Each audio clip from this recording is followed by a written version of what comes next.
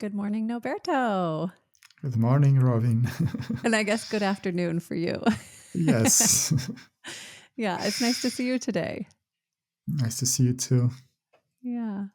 Mm. We have known each other a long time. I think we met 13 years ago or so at a retreat. Already 13? Wow. I know. I know. And you've been a great friend and a guide over these years, and it's been fun to see your journey and your progress.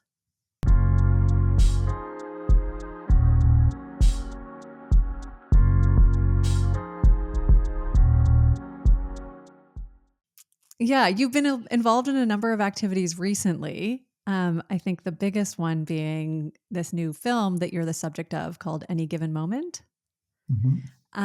And this was released on the REN XUE TV page on YouTube on October 4th, and you can see it there for free for anyone that's interested.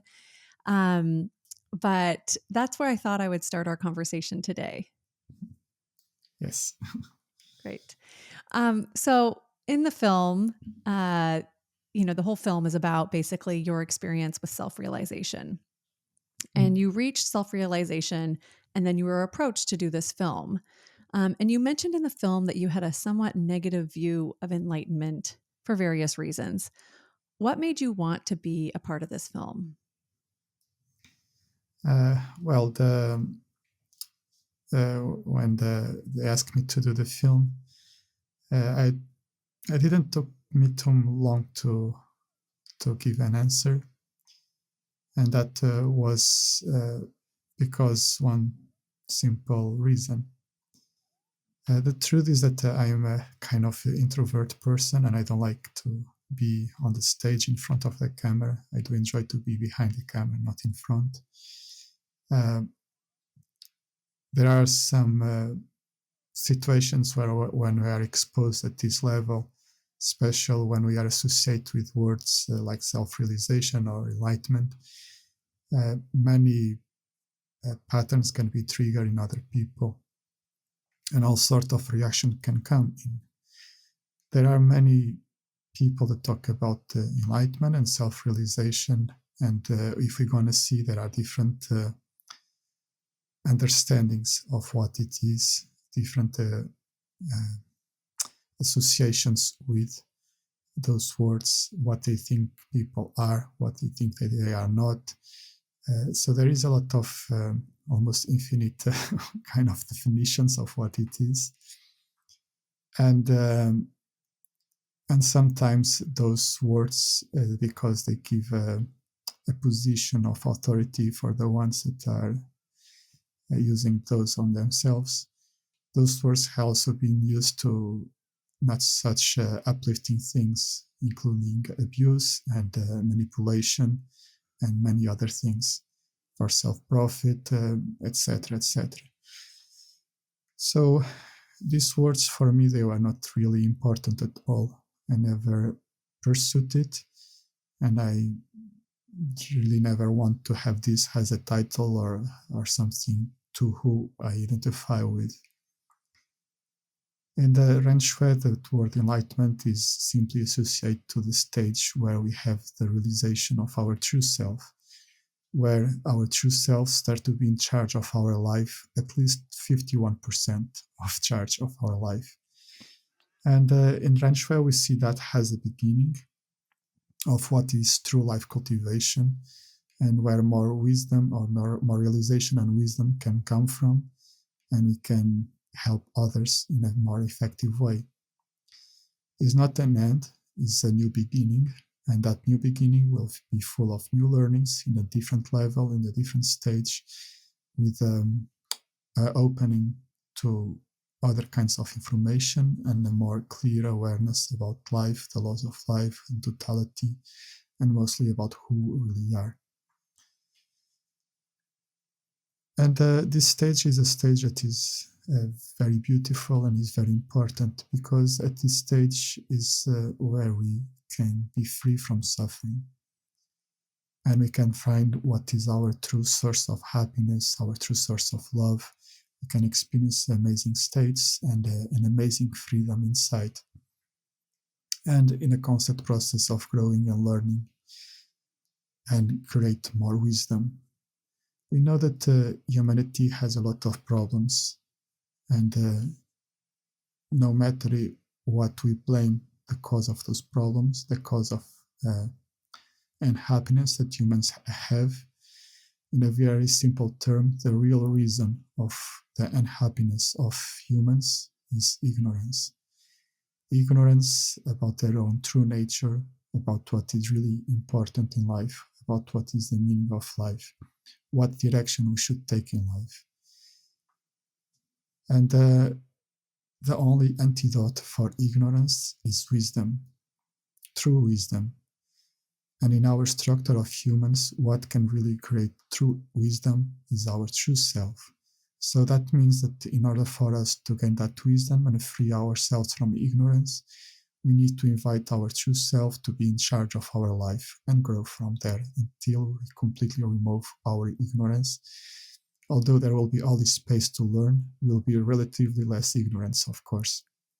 It's a process. So this stage is a very important stage, and it's very beautiful. It's too much beautiful to just keep it for yourself. So when you start to create this or manifest this stage of life and become stable in your life, other qualities like the sense of purpose, the sense of mission, unconditional love, and many other things, they come to your life. So you need to share it. You need to provide that to other people. And was out of this love and care for the other humans that I accept to do this film in order to help them, to inspire them, and to initiate them in this process of self-discovering of their true self and free themselves from the ignorance and from the suffering. So that was the reason why I have done it. Great, yeah. And I guess what were some of the learnings that you got from the film? You know, if you talk about in the film that every moment is a moment for deeper realization and deeper understanding. What were some of the learnings you got out of the process of this filming? Oh, well, there was a learning that I enjoy a lot. That was the learning about the process of filmmaking.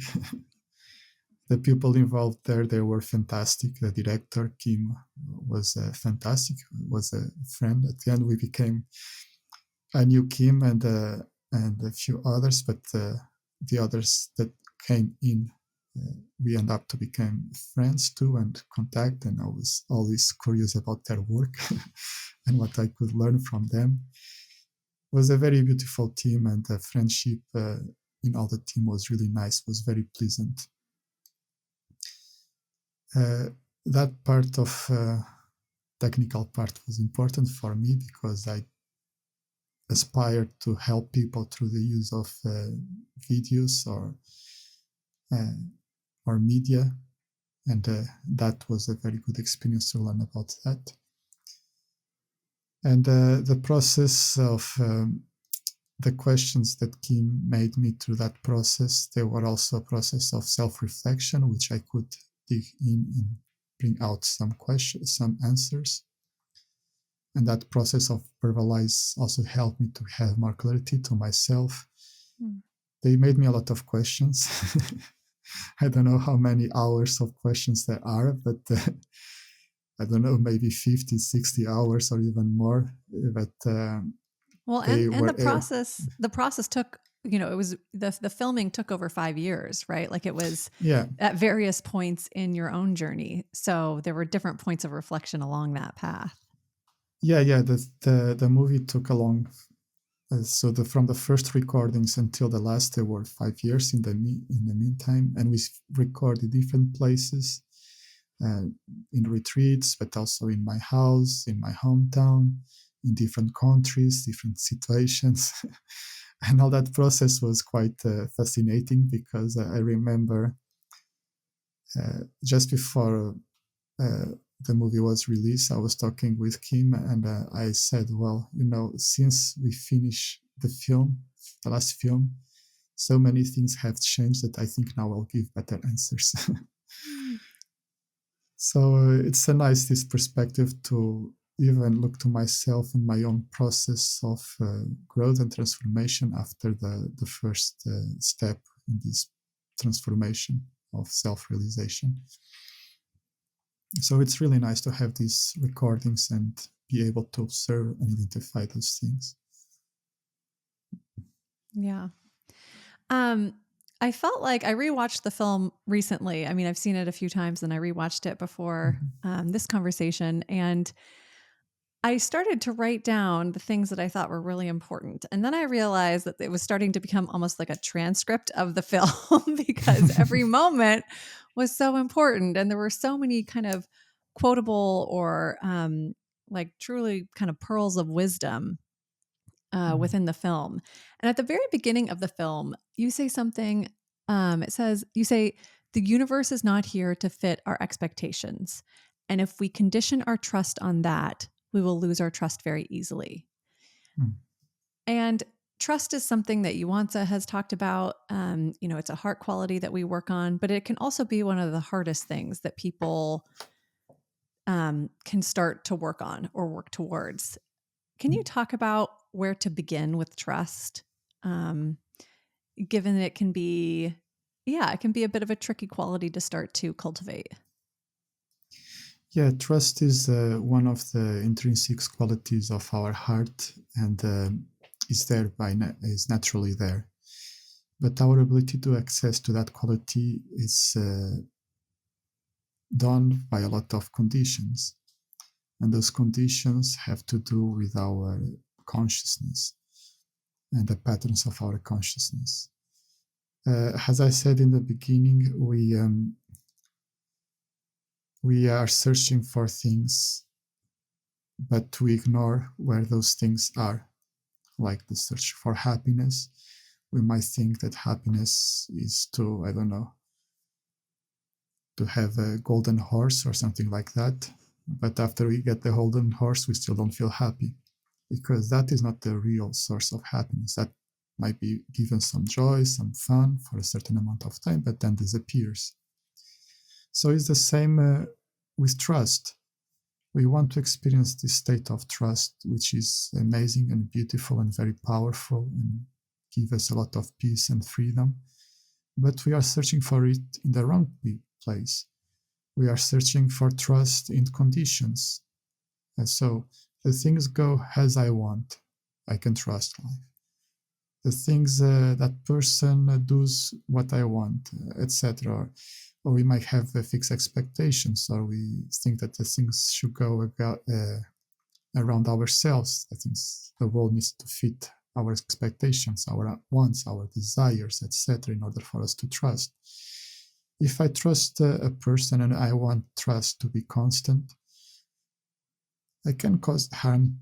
So it's not wrong to have been the state of trust in front of other people, but trusting in one person and then create the expectation that that person will never fail, that is wrong.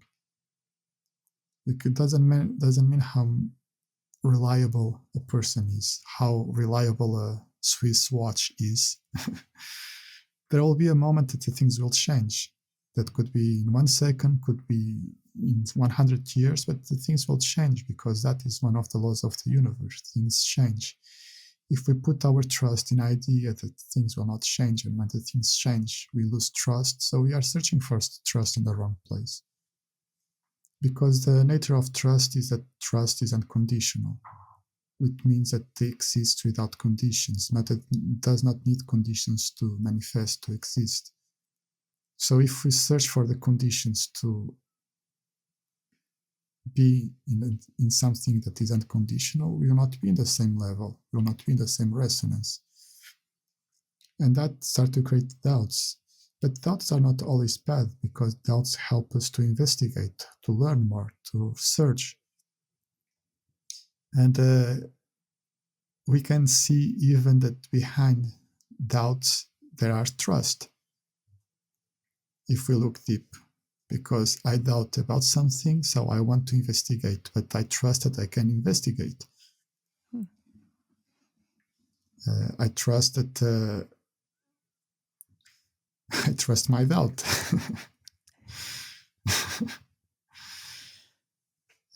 It's just a matter of having a true understanding. Again, we need to have true wisdom about what trust is and know where to find this trust.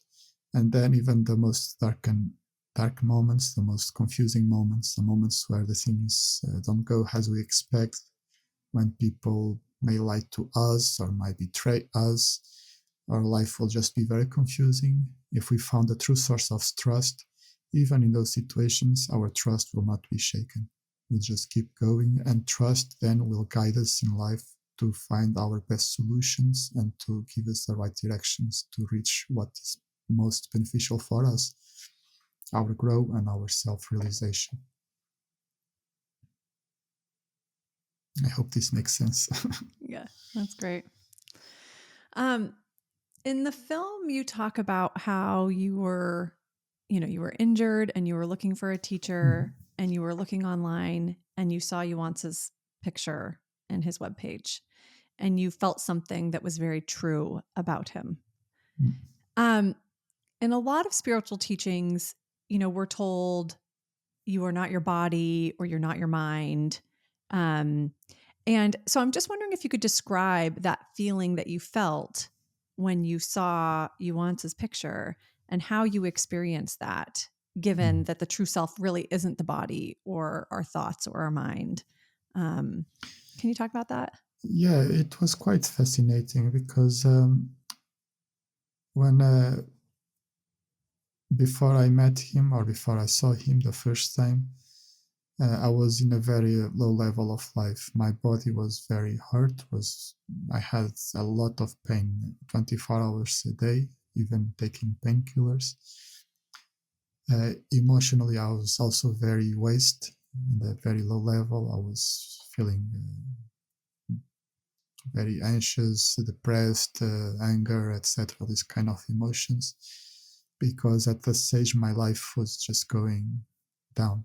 I was basically losing the capacity to do everything that I tried to do with my life. So everything that I fight for, I was losing it. Yeah. And at that stage, I was very down physically, emotionally, mentally. And when I found the Yuan online, at the first action or the first thing that happened was that I start to feel my heart start to experience some joy in my heart, and then that start to expand more and more, and I start to feel states of ecstasy or blessing states. I don't know how you want to call it, but very beautiful states. And after that, the pain in my body disappeared. And for 2 days, I was not feeling pain in my body. I was feeling so happy and so free with that. Then the pain returned, of course. But in that moment was this effect that created was impossible to deny that there was something very, very special for me. And after that, I had no hesitation. I sent an email to ask to become a student. At that stage, the organization was at a very early stage, and there were almost no teachers in Europe. I think there were only 2 or 3. None of them in Portugal. And there were only one retreat, I think, or 2 retreats. There was the last one that they were doing in New Zealand at that time. And then there was the first that they will do in the United States. And when I met him, the only one that I had access was in the United States. And Melissa told me, okay, I'm going to send you the materials for you to become a teacher. But it will be important that at least you participate in one retreat in your life. And that retreat was in the United States that I went there, and my life changed very deeply after that. And I guess going back to that moment that you felt that state of joy and your body was free of pain for a few days, I guess what I'm trying to understand is how can we use the body as a guide when it's being helpful to us? And how can we not identify it when it's not being helpful for us? Does that make sense? Hmm. Well, the body is an amazing gift that we receive from the universe, and the body that we receive has a lot to do with the lessons that we need to learn in this lifetime with the universe. What the wisdom of the universe wants us to help us to learn. So the body comes with a kind of hardware that is very specific to our own law of life, individual law of life. And then we have the software that is our patterns and our consciousness that come to our body. So if we look to the computer will run according to the software that is inside. If the software has no virus, is a very good, the computer will be very smooth and very effective. If the software has problems, the computer you can put the most expensive computer, will not work properly. So it's the same with our body. Our body has some capacities, it's the hardware, and then we can explore those capacities to the most best potential. But if the software that is our patterns, our emotions, our thoughts, if they are not healthy and balanced, they cannot manifest this potential of the body. And at some stage, those patterns can even be harmful for the body and start to create symptoms in the physical level that then they can become sickness and other very serious physical problems. So the body will reflect what happens in our consciousness. It's not always exactly like that because each body has its own laws that we'll go through. Sometimes we can have a very good level of realization and still have health problems. But the changes that happen in our consciousness will definitely affect our body. Even just a simple example, normally if we are depressed, our posture will change. Our shoulders will become, okay. Our Posture, shoulders will close down, posture, and we'll bend forward or things like that. We look down, our face look like going down. Just those immediate changes, they will just happen. And when we are joyful, it's like our body just opens and become vibrant, and our eyes become shining and everything. So the body reacts immediately to what is going on in our consciousness and reflects what is going on in our consciousness. And then by itself, because the consciousness identifies with the body, the consciousness will react to the body and will not. Let's say if the consciousness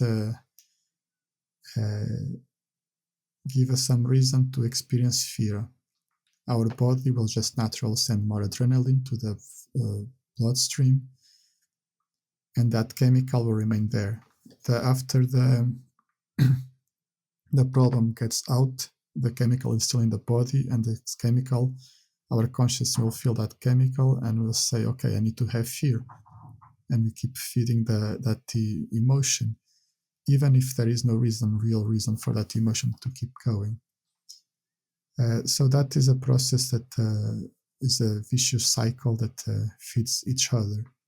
This is why the early stage of doing life cultivation is very important for us to work in our qi, in our physical health, in order to start to break this cycle in an upwards movement. We can work on the consciousness to affect the body, but in the early stage, it's very difficult to do that. Our consciousness, we don't have enough strength in our mind to be able to do it. So we start with the body, our body feels good. When our body feels good, our consciousness calms down, and then we can start to change our patterns. When we change our patterns, our body will feel better, and this will become a cycle that will help us to move forward and upward. And I think you just described it there. That's what's so unique about this system is that there's 9 methods in the system, and there's 3 theories, and it's kind of a complete system. The first 6 methods focus on the chi and information of the body. And then the next 3 are kind of a distinguishing factor from other Qigong systems, in the sense that they incorporate the heart, the changing of the patterns of the consciousness, and then, the method of true awareness. And I think throughout history, you've talked about this before at various retreats I've been to. Throughout history, various modalities or concepts of spirituality have incorporated the idea of enlightenment coming through the heart, or changing of the patterns, or through awareness. Can you talk a little bit about that? Because this system incorporates all of that. Well, there are different conditions that can help us to create the right conditions for self-realization. And it's difficult to separate them. There are some systems that, in fact, they work a lot on the consciousness, but they forget to work in other things like the heart, or on the chi level, on energy level.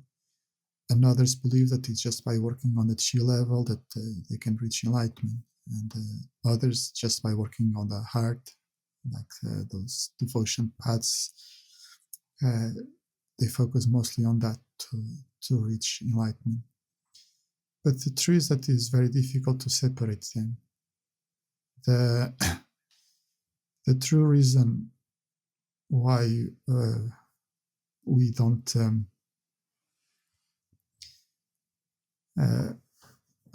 we don't have our true self be in charge in our life are our patterns of the consciousness. That those patterns were created in the lack of information, and though they reflect ignorance. So if we can say, we can say, okay, changing the patterns is enough, right? No. Because we cannot use our consciousness to change our patterns. We need some higher wisdom to help us in that process. Using our patterns to change our patterns is like to having ignorance to try to heal ignorance. That will never work. So we need to have access to some levels of wisdom that can bring us realization, that can show us the clarity of our ignorance, to be able to transform it, and to give us the right direction to transform. If we look around the world, there are many systems that they talk about changing the patterns. In fact, even neuroscience with neuroplasticity, they talk about how to change patterns of the mind, of the brain. But the thing here is, you change this to what? You change one pattern to what? Let's say, for example, if you believe that having a golden horse is the reason for happiness, then you try and you find that is not the source of happiness. You go to our mind and your mind says, okay, the source of happiness is not the golden horse, is a golden bull. So you try to pursue the golden bull. Then say, okay, it's not the golden bull, it's not golden horse, it's a golden dog. Then you say, okay, it's a golden, something that is gold. And you keep searching in the wrong direction, because this is what your patterns are telling you.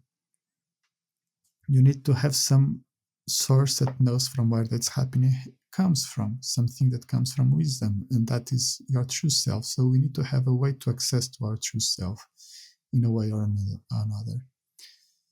Our true self in the early stage communicates better to us through our heart. And our heart receives and processes information in the different way from our consciousness, although they both are connected. But our heart has a much close connection with our true self. So we need to work on our heart. We need to manifest the nature of our heart. In the nature of our heart, the states of trust, love, openness, gratitude, compassion, respect, humility, all these states are just natural there. And with that environment, when those states are present, we create the opening for the true self to manifest in our heart and give us some solutions or some wisdom. But our heart is very sensitive, and in the early stage is more connected with our consciousness and more affected by our conscious and for our true self, because the heart also has some patterns around. So it's difficult for our heart to relax and open. If basically, if we have something in our life that is causing us pain, is because there is a blockage. If we feel pain around the heart, is because there are blockages. Our heart cannot relax. If our heart cannot relax, it cannot open. So we need to go to a different level. We need to go to a level where we start to create conditions for our heart to relax. How do we do that? By smooth our blockages in the physical level first. By working on Qi, by working on the things that avoid things that harm us and create an environment that we can relax.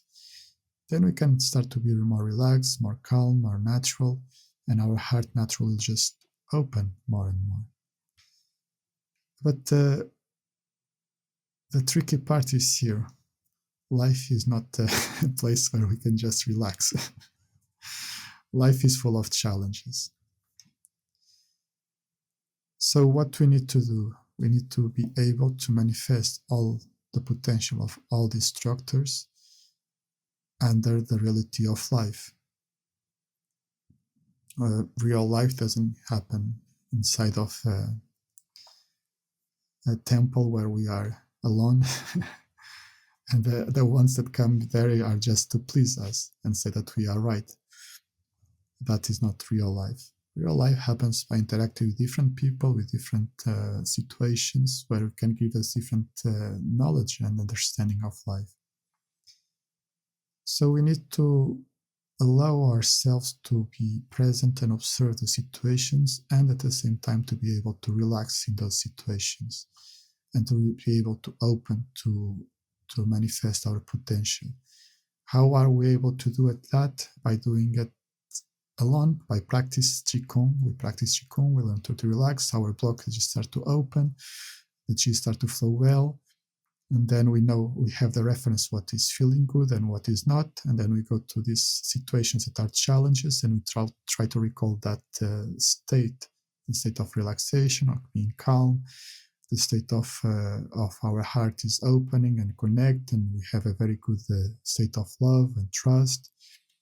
And when we are in the state that is challenging and we can be relaxed, calm and natural, and our heart is very active and open and with all the heart qualities manifesting, in that state our true self becomes alive and can see the things as they are without attachment or rejection, just in a very clear, objective and naked awareness in that process.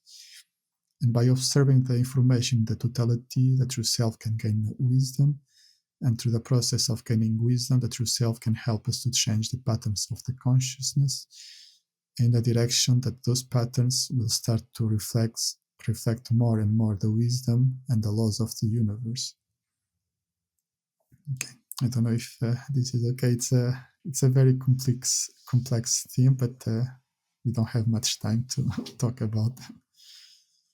Yeah, no, that's great. I think that's a great summary of how the system builds on itself, and how to access that wisdom that ultimately can help change or inform the patterns differently and open the heart.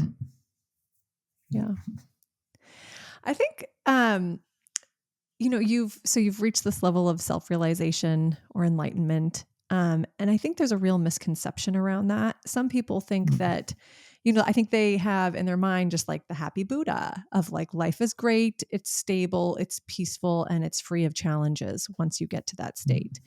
And then in the REN XUE system, as you said earlier, it's kind of the start of life cultivation, or it's a new start to life cultivation from there. And there are still challenges.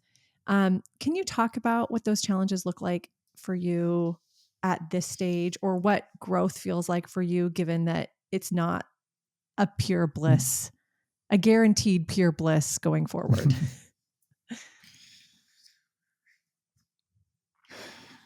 So at this stage, we start to experience more and more totality. And you might say, okay,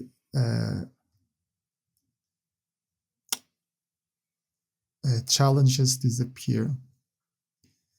Well, even if you are able to heal your own patterns, there are still, in this moment, 7 billion of other people around the world with patterns, with unhealthy patterns that creates conflict, harm,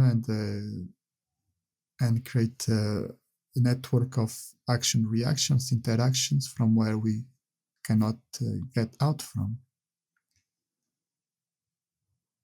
So, how to say this?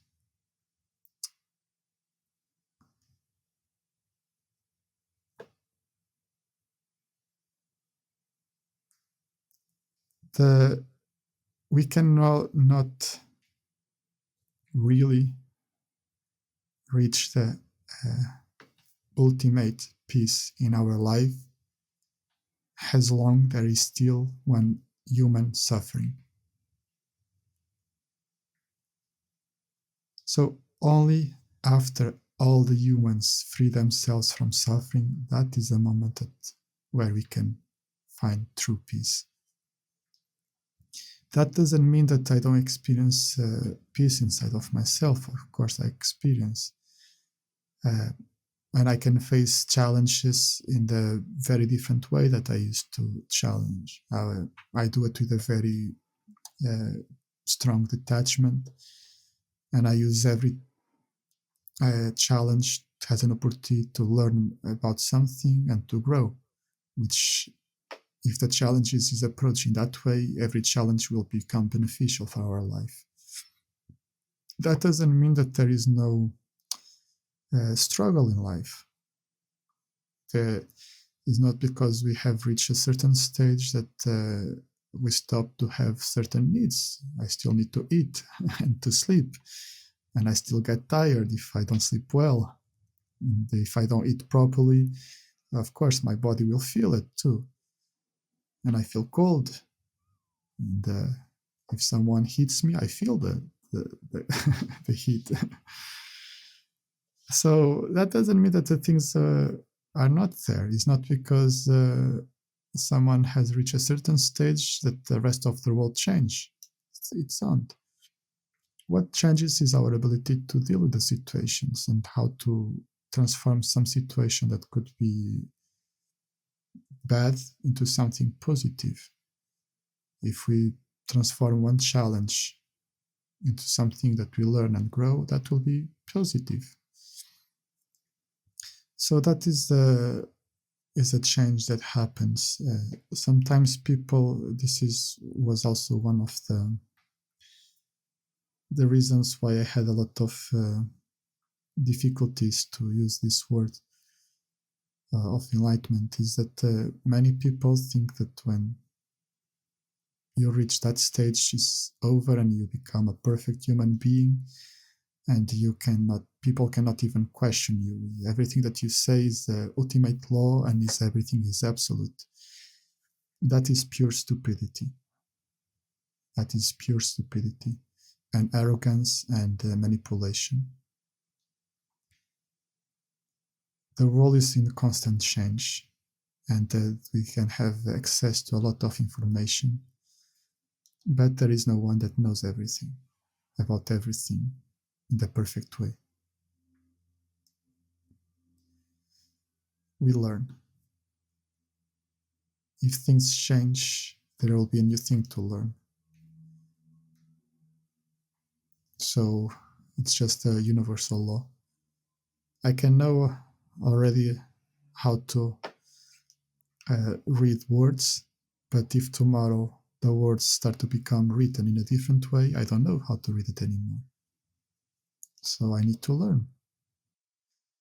And this is how it is life. some situations in life we get used, we learn from them, we become stable and harmonious in those situations, but then sooner or later they will change. And we need to learn to readapt to those things. This is how life is, and is how we go, and that will never change, or will never change. That is a thing that will happen through all your lifetime. It doesn't matter what the level you are at.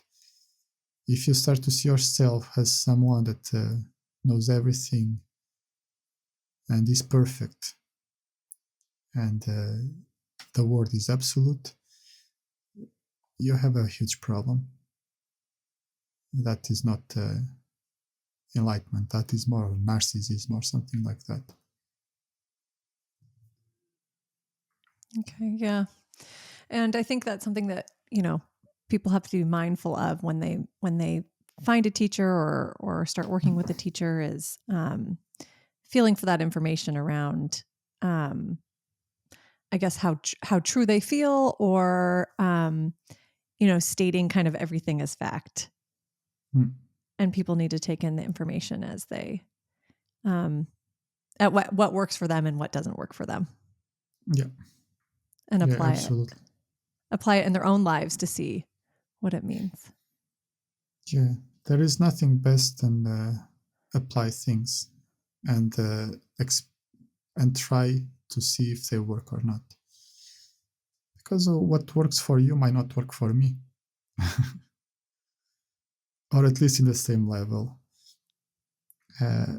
Things are just, we humans are just different. We have different backgrounds, different bodies, different patterns, different things, and we cannot find two humans that are the same. So we need to have this awareness that there is no absolute answer for everyone in an absolute terms. Well, there are a few things that when we are under the laws of the universe are the same for everyone.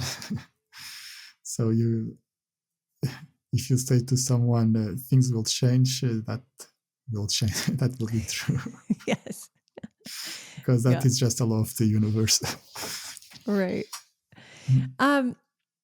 There's a lot of people that have embarked on this journey of self-realization or enlightenment. You can start the journey through religion. You can start the journey through spiritual practices and meditation. You can start there's just such a vast array entry point into this.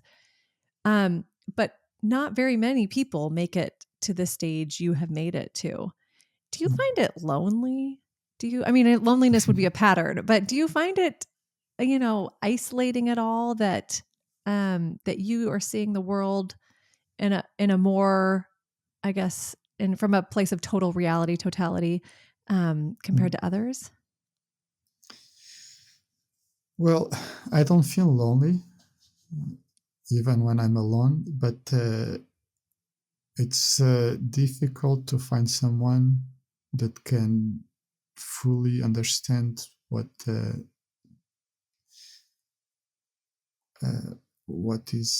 I can see. That is quite normal, because we know that also it's very difficult for any human to really understand other humans, so that is just a normal thing. But of course, the more, like in any field of life, the more we grow in that field, the more lonely we'll be, because there are not many people that I don't know if lonely is the right word, but more isolated we'll be, because there are not many people that reach the top of some skill in life. And that could be in any field of life, not just in self-realization. With self-realization, there is a difference, because the more you grow, the less lonely you become. But in other fields of life could be a lonely process. If we look to some artists, when they become so inspiring and so and some level of life, they feel very lonely because they feel no one can understand what they are trying to transmit.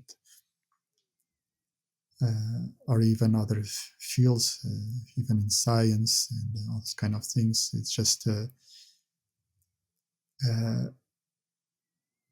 like people don't reach.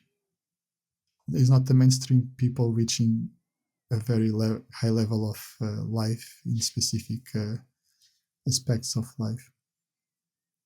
If it's like about things that everyone does, like eating, that is easy to find people to eat. But of course, if you are a very good chef, you might also feel that loneliness. Yeah, I think that's an interesting distinction, that if you reach, the top of the field, or if you're doing something in a unique and specific way, you might be limited in the number of people that can relate to that. Yeah, normally it'll come like that. And with self-realization it's a bit different, because the more you grow, the less attachments you have. So that could look quite annoying, in the sense that we can look that you don't have interest in life. And that is not very attractive to do activities and other kind of things, which is not true, of course. You still enjoy life, but it's not with the attachment that you used to have. Or it's just if you do the things, you do it. If not, you are fine too, no problem. Is it possible to continue to manifest things in the material world while being self-realized? Because there is, to want to manifest something, or to bring something into, or actualize, my mom and I like to call it actualization. But to actualize something on the material side of things, and then to also be self-realized, you have to be detached from it. Can you talk about how that works, or your view on that? When you have this self-realization, you'll come with something that you need to manifest in this lifetime, that mostly has to do with helping other people, and of course keep growing yourself. So you really don't care how it will manifest, but you know that if you follow the laws of the universe, everything that you need will be manifest. It's like that situation. What do you prefer, to have 10 millions in your bank account, or every time that you need money, just put the hand in your pocket and you have exactly the money that you need? So after self-realization is a little bit like this second one. It's like you have nothing, but every time that you need something, that thing will manifest. And I have had this experience already quite a lot of time, quite many times. Seems quite magical, but like in a practical way as well. Yeah. You'll need for sure. It depends on the person and their own life mission. But if you need material goods, they will come to you. No, you don't need them. And nowadays we need material goods, because it's how society is established. I don't think that the airplane company will offer me a ticket just because you are self-realized. But the things will just appear and arrange themselves when there is a need for them. It's funny. I actually do have a story about how an airline offered me a free ticket. Oh, Like really? Yes, on one day I was invited on a trip, and then the next day I went to the airport and there was a mix up in my booking, and they offered me a free airplane ticket, and that was the reason I could go on the trip. Yeah. So who knows? Maybe your free airline ticket is coming soon. No, yeah, but those things happen. It's like I have had this experience sometimes that without using money, I was having to give and receive things. So I had a long time this experience that I went to one place and I was little without money, but then because I liked that person and I felt that was my duty to help that person, I helped that person, and then that person, because received the help, decided to offer me things for free. There was no money exchange, but I was giving to that person what the person needed, and the person was giving to me what I needed. But we were both doing the same out of our hearts. When I was doing the help, I was not expecting anything back. Right. Yeah. In the film, you talk about how you realized that you didn't have openness in your heart, and what you needed to do was actually open to yourself. And I heard this talked about at a retreat one time where, we have this concept of the opening of the heart. And I've always thought about, like our shinmen, which is the Chinese term, but the door to the heart opens out. And this person at the retreat says, the door to the heart opens in. And I felt, oh my word, I've never thought about that. Of course. Can you talk about how you open to yourself, and maybe practically speaking, how people can start to open up to themselves? Well, I used to think a lot about that I had openness, but it was mainly my mind openness. Of course, there is not that my heart was completely closed. There was a relatively opening on the heart, but there was a level of connection that I will never pass that level. So there was always some distance, although there was intellectually, my mind was open to everything. But on the heart level, there was always a distance that will not let some things, some emotions, some feelings, some connections, some intimacy to happen. And of course, you can do that for many reasons. Most of the case is to protect ourselves because we are afraid to be hurt, or we have been hurt, or whatever. But it is very different experience, the heart opening and the consciousness opening. I don't recall exactly how it happened to me. I remember that was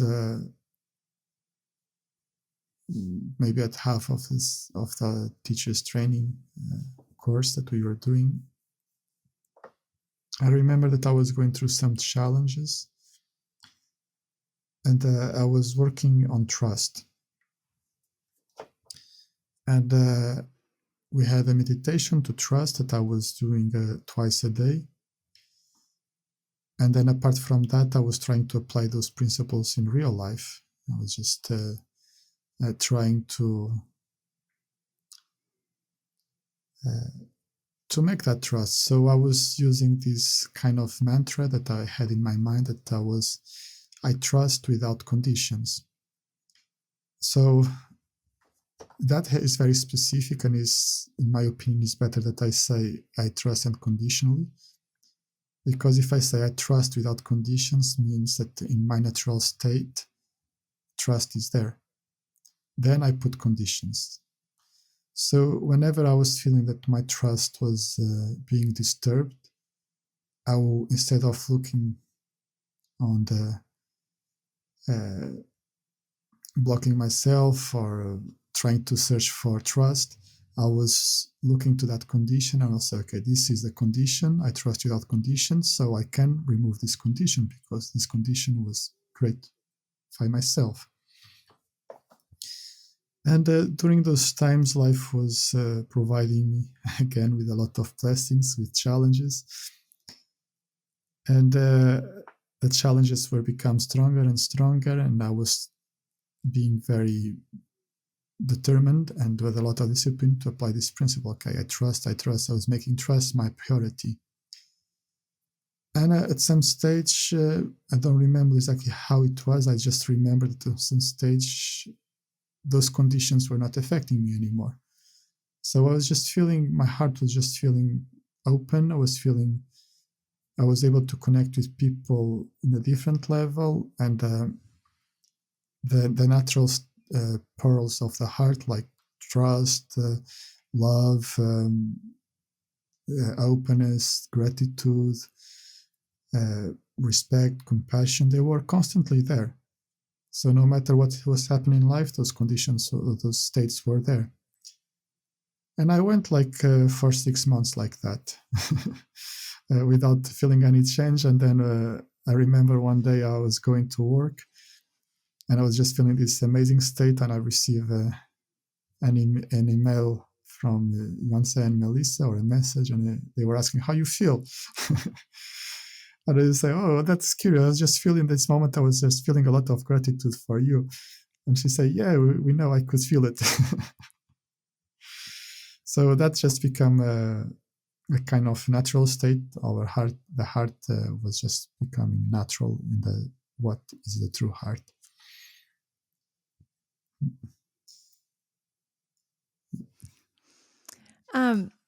I wanted to read a quote that I wrote down, and I've had on my computer monitor for I think 5 years or something. I don't even know.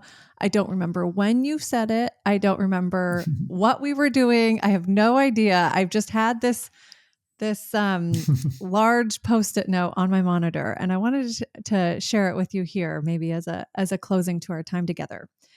But I thought it was profound, and I think it can serve anyone that's listening to this today. Enlightenment is an outcome. The goal in life is to be unified, to be happy, to bring understanding to the difficult moments, to be without attachment to any outcome, live day to day, moment to moment, and to manifest love to others no matter what. The true self is already there. You just need to get rid of what doesn't allow you to see it now, which are your patterns, your desires, and your attachments. Good. Yeah, it is good. It looks wise. Well, and I look at it every day and I think I still have a lot of work to do. Is there anything you would add to that? Well, the truth is that the true self is always there, and we don't access it to our ignorance. So our focus is not to being attached in pursuing something that is already there, but to removing what does not let it to manifest. It's like you have a very powerful bright light, but it's covered with a lot of layers of things that block that light, so that you don't need to search for a more powerful light. The light is already there. You need to remove those things around so that light can shine out and bring light to the world. It's the same with our true self and our heart. Most of people are doing that, are constantly searching for the true self, but they don't focus in removing what does not allow the true self to manifest. And then there are also that say, oh, your true self is already there. You don't need to do nothing. That is also wrong. It's true, the true self is there, but that is just partial true. It's not because the true self is there that is already manifesting. The things that block the true self to manifest, they need to be removed. And those things are ignorance and the patterns that reflect that ignorance in our consciousness. Right. Well, I guess we all still have work to do. But it's always a pleasure to see you and spend time with you. And I'll link your website and everything you're up to in the podcast. And you're currently teaching a course on forgiveness, and you run courses, I would say, multiple times a year. I don't know, 3-4 times a year. Yeah. And they're amazing. I highly recommend them to everyone. You're also teaching a retreat in Mexico at the end of February. And of course, the film Any Given Moment is available on YouTube now to watch for free. Yes. Thank you so much. In these conversations, I speak with members of this beautiful community to hear about how the REN XUE system is finding its way into the world, how it's being applied, and the stories of transformation. My wish is to connect our incredibly diverse and global community in new and interesting ways through the power of sharing our stories. If you like this episode, please subscribe to the REN XUE TV channel.